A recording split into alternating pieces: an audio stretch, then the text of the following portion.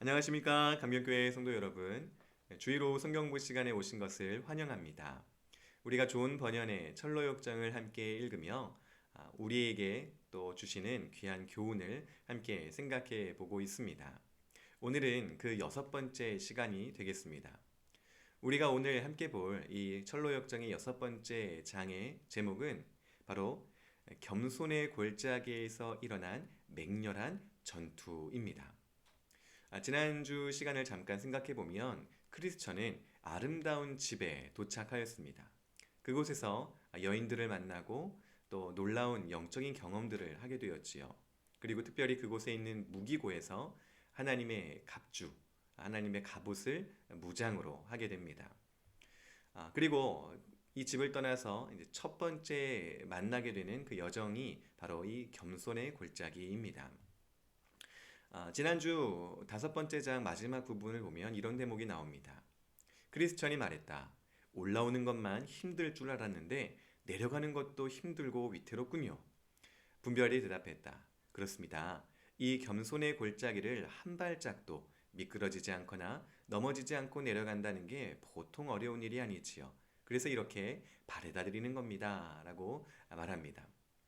이 겸손의 골짜기를 지날 때 정말 중요하고 또 경각심을 갖지 않으면 이 골짜기를 제대로 지나갈 수 없다는 것을 여인들로부터 듣게 된 것이지요.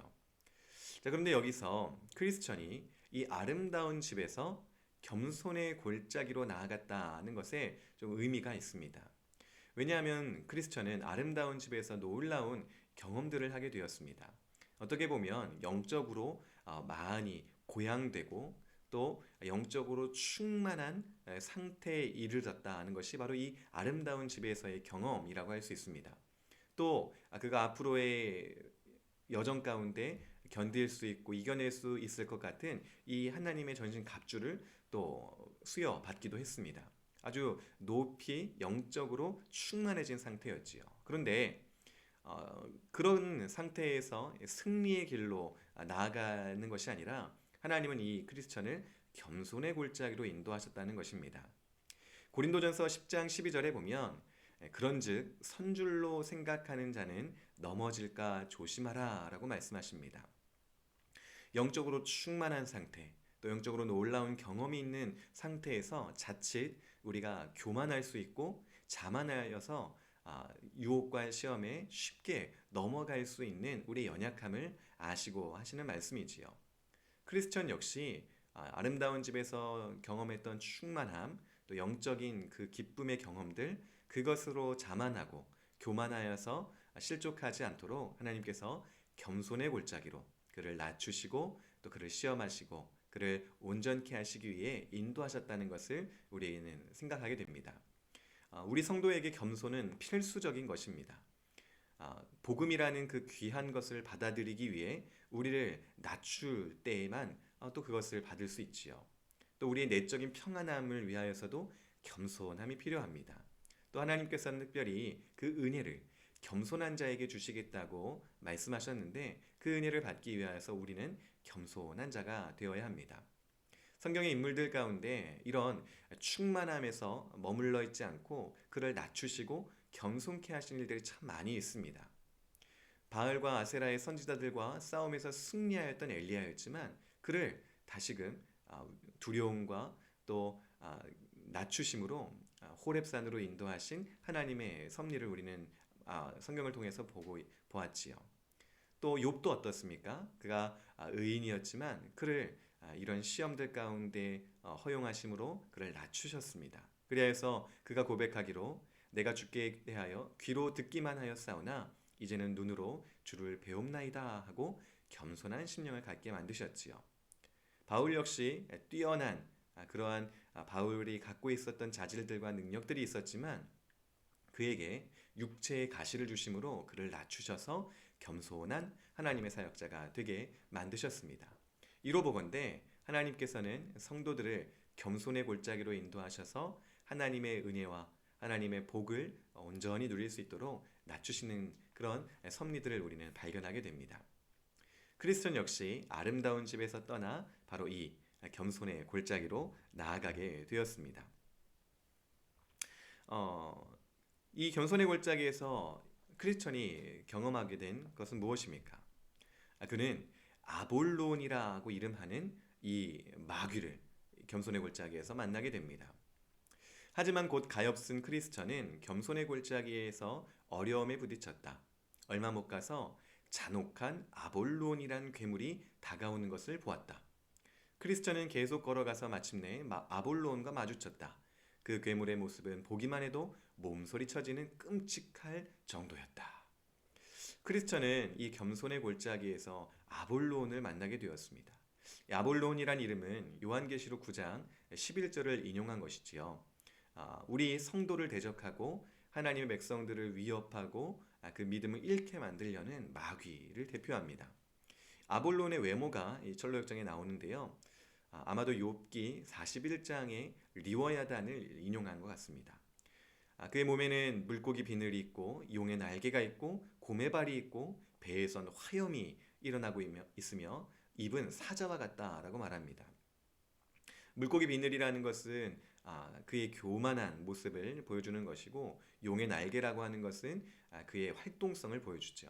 또 곰의 발이라고 하는 것은 아주 강력한 힘을 말하고 배의 화염은 모든 것을 소멸해버리는 듯한 그런 위압감을 줍니다.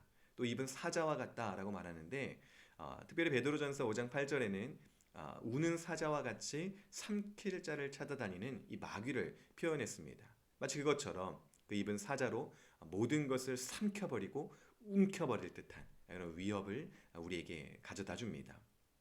마귀는 크리스천에게 한 것처럼 오늘 우리에게도 그 인생을 망가뜨리려 하고 하나님의 백성들을 공격하여서 순례의 길을 걸어가는 것을 어렵게 만들려고 하죠.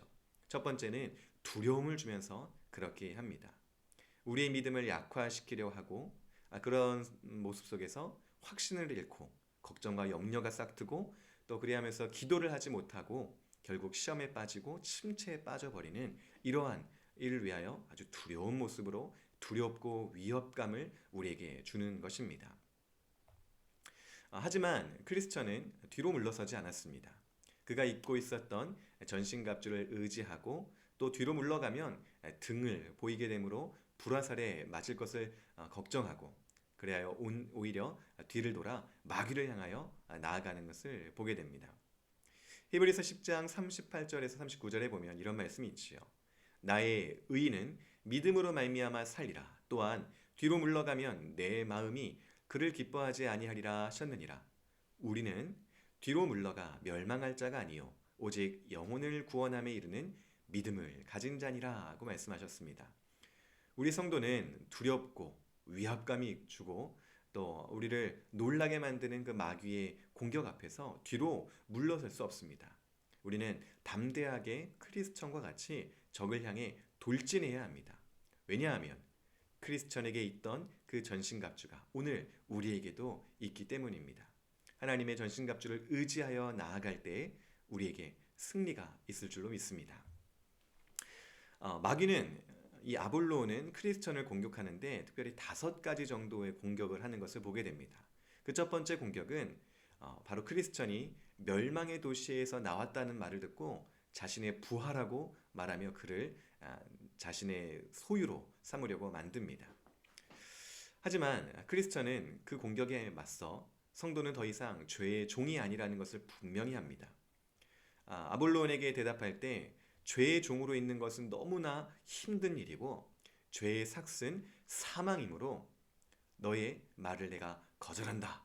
이렇게 단칼에 자르지요.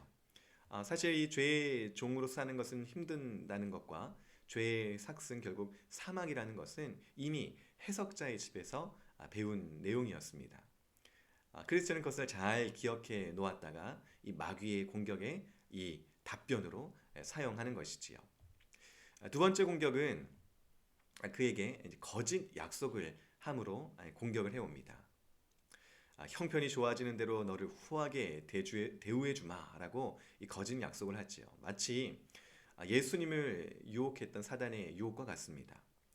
내게 절할 때 세상 모든 권세를 내게 주겠다라고 예수님께 대하여 거짓 약속을 했습니다.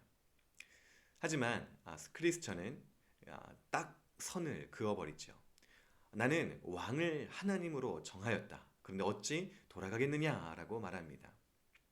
마귀는 계속해서 쉽게 자기로 다시 돌아온 사람들의 예를 듭니다. 그러므로 너도 다시 돌아올 수 있다라고 말하지요. 하지만 크리스천은 나는 끝까지 주님에게만 충성하겠다라고 말하며 그의 공격을 거절하고 반격해냅니다. 크리스천이 이렇게 말하였습니다. 나는 주님을 섬기는 일과 주님이 주시는 삭, 그분의 종들, 그분의 다스림, 그와 함께하는 이들, 그리고 그분의 나라를 내 것들보다 훨씬 더 좋아한다. 그러니 나를 유혹할 생각을 접어두거라. 나는 주님의 종이며 그분을 따라갈 것이다. 얼마나 멋진 답변인지 모르겠습니다. 그를 유혹하고 또 그를 구슬리는 사단의 유혹 앞에 당당히 나는 주님의 종이다. 오직 그분만을 따라갈 것이다. 라고 말하며 단칼에 거부해버리지요. 마귀는 여기서 멈추지 않습니다. 세 번째 공격을 해오는데요. 그것은 바로 앞으로의 순례길에서 만나게 될 어려움을 상기시키며 크리스천의 믿음을 무너뜨리려고 합니다. 정신을 차리고 나면 내가 가는 길에서 뭘 만나게 될지 알게 될 테니 그 양반은 자신을 따르는 이들을 내 소나귀에서 건져내기 위해 나선 일이 한 번도 없어 라고 말합니다. 정말 그의 말이 얼핏 보면 맞는 것 같습니다.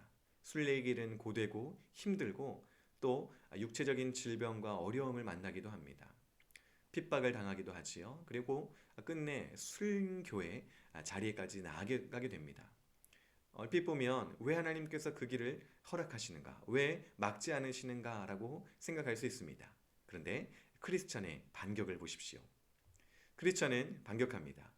그것은 하나님에 대한 그 사랑을 시험해 보려는 것이다. 너는 사람들이 결국 비참한 최후를 맞게 된다고 떠들어대도 그들은 오히려 가장 영광스러운 죽음으로 생각할 거야.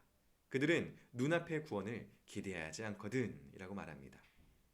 믿음으로 하나님의 구원을 바라며 또 그 핍박과 고난보다 그 너머에 있는 영광을 바라보는 우리 믿음의 선진들의 모습을 크리스천이 마귀에게 선포하고 있는 것입니다. 그렇습니다. 현재 당하는 고난은 장차 올 영광과 비교할 수 없다는 이 사도의 말과 같이 오늘 우리도 이 순례의 길에서 당하는 어려움들 또 그 고난들 그것을 두려워하지 말고 사단의 유혹을 뿌리치고 그 넘어 있는 영광을 바라봐야 하겠습니다. 마귀는 네 번째로 공격해 왔습니다. 그것은 크리스천의 과거의 실수와 약점들을 들추어내면서 공격해 온 것이지요. 특별히 이전에 절망의 수렁에 빠져버렸던 일, 또 세상 지혜자에게 속아서 순례의 길에서 벗어났던 일, 정자에서 잠에 빠져 두루마리를 잃어버렸던 일, 그리고 또 사자를 보고 큰 두려움에 빠졌던 일을 상기시키며 너는 그분을 충실하게 섬기지도 못했다. 그래놓고 어떻게 그 왕에게 품삯을 받길 바라느냐 하고 공격해 옵니다. 죄의식을 심어주고 들추어내며 믿음을 꺾어보려 했던 것이지요. 그때 크리스천은 이렇게 반격합니다. 맞아, 모두 사실이다. 하지만 내가 섬기는 하나님은 자비로우셔서 용서할 준비를 하고 계셔. 하나님께서는 그 모든 약점까지도 전부 용서해 주셨다라고 말합니다. 크리스천은 죄의식을 들추어내는 마귀 앞에서 그의 실수를 숨기지 않았습니다. 정직함과 진실함으로 담대함을 가졌던 것이지요. 이렇게 담대함을 가질 수 있었던 것은 하나님 앞에 회개하는 자, 그 모든 죄를 용서해 주시라는 믿음이 있었기 때문입니다. 정말 우리 하나님께서는 정직하고 솔직하게 우리의 모든 죄를 회개할 때 용서하실 수 있는 그렇게 하기를 기뻐하시는 하나님이십니다. 이 믿음을 우리도 잃어버려서는 안 될 것입니다. 마지막으로 마귀가 공격해 옵니다. 마귀의 공격은 이제 그의 본색을 드러내는 것이었습니다. 난 내놈의 임금과 난 원수지간이야. 내가 일부러 여기까지 온 것은 다 내놈을 해치우기 위해서다. 이전에 그가 유혹하고 또 시험했던 그 모든 일들을 아주 뒤집어 엎는 것이지요. 사실 마귀의 본래 목적은 우리 성도를 넘어뜨리고 또 하나님과 멀어지게 하고 결국 믿음을 잃어버리게 하기 위함입니다. 그리고 나서 이 아볼로는 크리스천을 향하여서 수많은 불화살을 던집니다. 이 수많은 창들, 또 화살들은 마귀가 우리에게 주는 수많은 유혹들, 또 그 안에 있는 불경스러운 생각들, 악한 제안들, 그리고 하나님과 그분의 일하심에 대한 의심들을, 이런 것들을 설명하고 의미하고 있는 것들이지요. 마귀와의 싸움은 아주 지리하고 오래 걸렸습니다. 크리스천은 점점 힘이 빠져갔고 마귀의 공격 앞에 칼도 놓치고 또 내동댕이 쳐지기도 하였습니다. 정말 이제 끝이다 라고 생각되는 그 시점까지 와버렸습니다. 마귀는 그 기회를 놓치지 않고 크리스천을 올라타 그를 이제 내리누르며 마지막 일격을 가하려고 했습니다. 그때 다행스럽게도 하나님은 크리스천을 도우셨습니다. 하나님께서 크리스천에게 도움의 손길을 내미셨다. 크리스천은 재빨리 손을 뻗어 떨어진 칼을 들고 외쳤다. 원수야, 나로 인하여 기뻐하지 말아라. 나는 넘어져도 다시 일어날 것이니. 한 번 더 외치는데요. 이 모든 일에 우리를 사랑하신 이로 말미암아 우리가 넉넉히 이기느니라 라고 하며 그 아볼론의 가슴에 칼을 꽂아 넣습니다. 하나님의 도우심이 있었기에 칼을 쥘 수 있었고 또 담대함을 가질 수 있었고 마귀에게 일격을 가할 수 있었던 것이지요. 마귀는 칼의 찔림을 받고 날아가 도망가 버렸습니다. 크리스천은 너무나 힘든 싸움을 하고 기력이 다 탈진되고 또 몸에 수많은 상처로 쓰러질 수밖에 없었습니다. 그때 하나님은 사자를 보내셨습니다. 생명나무의 잎을 가지고 사자가 찾아왔다. 잎사귀를 부상당한 상처에 붙였더니 상처가 순식간에 아물었다. 하나님께서는 사자를 통하여 이 크리스천을 돌보기를 원하셨고 치료하기를 원하셨습니다. 하나님의 은혜로 그를 새롭게 하신 것이지요. 또 모든 것을 미리 아시고 이 고된 싸움과 그 결과를 아시고 하나님께서는 이미 아름다운 집에 있던 여인들이 떡과 빵과 또 포도주와 건포도 한 줌이라는 양식을 미리 주셔서 그것을 먹고 힘을 얻게 하셨습니다. 이 모든 것을 다 아시고 계획하시고 또 채우시는 하나님의 은혜를 우리는 볼 수 있습니다.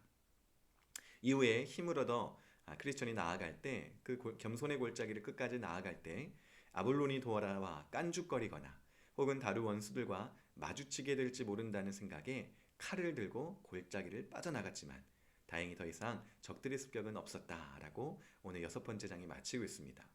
겸손의 골짜기를 통과하며 크리스천은 더욱 자신을 낮추었고 또 자만하지 않고 더욱 신중하게 그 걸음을 내디뎠던 것을 보게 됩니다. 정말 그 골짜기의 이름처럼 크리스천은 겸손하여졌고 더욱 하나님을 의지하게 되었던 것이지요. 사랑하는 성도 여러분, 오늘 이 칠로육정의 6번째 장을 통하여서 우리는 역시 교만과 자만을 버리고 겸손하게 하나님을 의지하고 하나님의 도우심을 받아 살아가야 된다는 것을 경험하게 됩니다. 우리도 순례의 길을 걸어갈 때 마귀, 아볼론의 공격과 같은 아주 끈질기고 또 두려운 공격을 받게 되겠지만 우리는 하나님을 의지하여 하나님께서 우리에게 주신 그 갑주를 사용하여 모든 공격을 견뎌내고 능히 서고 또 이겨낼 수 있는 하나님의 백성들인 줄로 믿습니다. 오늘 우리도 겸손의 골짜기를 통과하며 하나님의 도우심을 간구하고 또 하나님과 더불어 승리하는 주님의 백성들 되시기를 간절히 소망합니다. 오늘 공부 여기까지 하겠습니다. 함께 책을 읽고 또 참여해 주신 성도님들 또 감사드립니다. 다음 주에 뵙겠습니다.